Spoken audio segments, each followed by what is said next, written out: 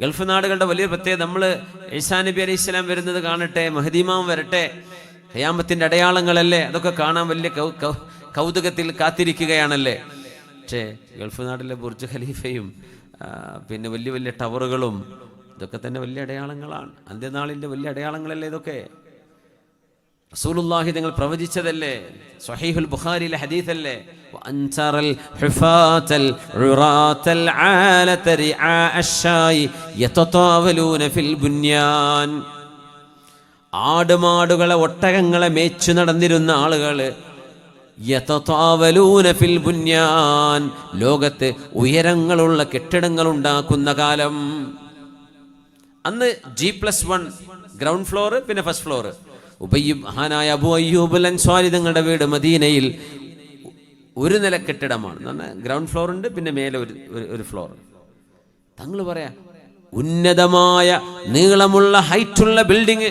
Burj ഖലീഫിനെ കുറിച്ച് എന്താ പറയാ? അത്വൽ ഫിൽ ആലം, the tallest in the world. അത്വൽ എന്നാ പറയാ. അത്വൽ, തൂല ഉപയോഗിക്കുക അതിന്. നമ്മളൊക്കെ നിരപ്പായി വെർട്ടിക്കലായിട്ടുള്ള സംഭവം, ഹൊറിസോണ്ടലാണ് അതിൻ്റെ ഉദ്ദേശമെന്ന് തോന്നിപ്പോകും. അല്ല, ഹൈറ്റുള്ള ബിൽഡിംഗ് ഉണ്ടാക്കാൻ 21-ാം നൂറ്റാണ്ടിലും 20-ാം നൂറ്റാണ്ടിലുമാണ് ഈ പ്രതിഭാസം ലോകം കാണുന്നത്. ഒട്ടകങ്ങളെ മേച്ചു നടന്നിരുന്ന ആളുകൾ ഹൈയസ്റ്റ് ബിൽഡിങ്ങുകൾ ഉണ്ടാക്കി മത്സരിക്കുന്ന കാലം. ഗൾഫ് നാടുകളുടെ വാർത്ത കേൾക്കുമ്പോൾ തന്നെ ഭയങ്കര രസമല്ലേ. ബിൽഡിങ്ങുകൾ ഇങ്ങനെ ചുരുക്കുള്ള ഗ്ലാസ്സുള്ള ബിൽഡിംഗ് ഇങ്ങനെ കാണുമ്പോഴേ, ഇവിടെ പെട്രോളും ഡീസലും ഇല്ലെങ്കിൽ ഇത് ഉണ്ടാക്കാൻ പറ്റുമോ?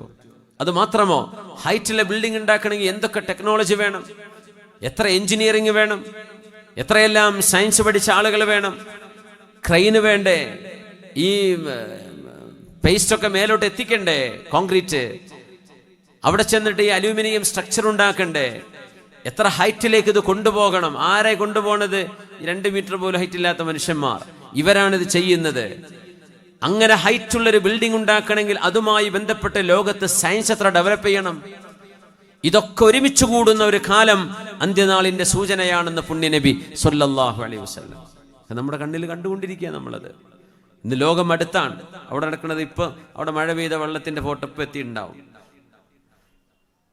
നമ്മൾ സെക്കൻഡുകളെ കൊണ്ടാണ് കാര്യങ്ങൾ അങ്ങോട്ടും ഇങ്ങോട്ടും അറിയുന്നത്. യാ അല്ലാഹ്, അം ഇൻദഹും ഖസാഇനു റബ്ബിക, നബിയേ അങ്ങയുടെ ആളുകളോട് ചോദിക്കണേ, അല്ലാഹുവിൻ്റെ ഖജനാവുകളുടെ താക്കോലുകളെല്ലാം ഈ മനുഷ്യന്റെ കയ്യിലാണോ?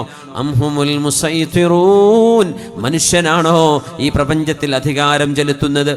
കാറ്റും വെളിച്ചവും കൊടുങ്കാറ്റും മഴയും മേഘങ്ങളും കാറ്റുകളും സമുദ്രവും കടലും വഴിയോരങ്ങളും കരകളും പുഴകളും നദികളും വെള്ളച്ചാട്ടങ്ങളും ചെടികളും സസ്യലതാദികളും റെപ്റ്റൈലുകളും പക്ഷികളും ജന്തുജാലങ്ങളും മണ്ണും വെണ്ണും ആകാശത്തെ താരസമൂഹങ്ങളും ഇതെല്ലാം നിയന്ത്രിക്കുന്നത് മനുഷ്യനാണോ? അല്ലാഹുവിന്റെ ചോദ്യം. ഇത് കേട്ടപ്പോഴാണ് വഖറൽ ഈമാനു ഫീ ഖൽബി, എൻ്റെ ഹൃദയത്തിലേക്ക് ഈമാനിന്റെ വെളിച്ചം കയറി വന്നത് ഈ ആയത്തുകൾ കേട്ടപ്പോഴാണ്. ഷഹ്റു റമദാനല്ലദീ ഉൻസില ഫീഹിൽ ഖുർആൻ ഹുദൽ ലിന്നാസി വബയ്യിനാതിൻ മിനൽ ഹുദാ വൽ ഫുർഖാൻ.